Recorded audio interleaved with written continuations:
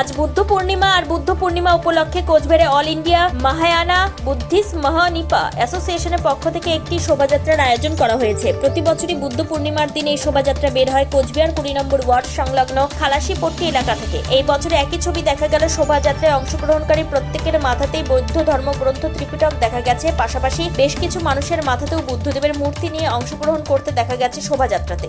আজকে সকাল থেকে আমাদের বুদ্ধ ঠাকুরের পূজা হয়েছে। আজকে মানে সমাপন দিন। আমাদের পূজা তো আমাদের 29 তারিখে শুরু, 29, 30, 1। তা 29 তারিখে আমাদের দোমাং পাঠ বলে, আমাদের পবিত্র ধর্মগত দোমাং পাঠ হলো। তারপরে দ্বিতীয় দিন 30 তারিখে হলো গেতংপা বলে, গেতংপা পাঠ হলো। আজকে আমাদের সকালের পূজা সেরে আজকে বুদ্ধ মানে আমাদের যে সকালের পূজা আর কি, পাঠ তো 2 দিনের মধ্যে হয়ে গেছে। তা আজকের পূজাটা আয়ুর জপ হলো, যা যা করার আর কি লামা গুরুরা করে দিলেন। তা এখন একটু পরে আমরা রেলি বার করব। আমার নাম আসামায়া লামা। ধন্যবাদ।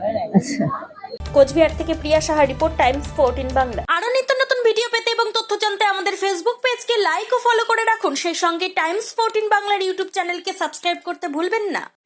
মুখের উজ্জ্বলতা হারিয়ে গেছে, স্পট পড়ে গেছে, ব্রণ ভর্তি, তাই আর দেরি না করে আজই আসুন রায়গঞ্জের চণ্ডীতলায় হেলথ প্লাস মাল্টি স্পেশালিটি ক্লিনিকে এবং এখানে পান অভিজ্ঞ ডাক্তার দ্বারা ফ্রি স্কিন টেস্ট। আরো বিস্তারিত জানতে যোগাযোগ করুন 9674895169 এই নম্বরে।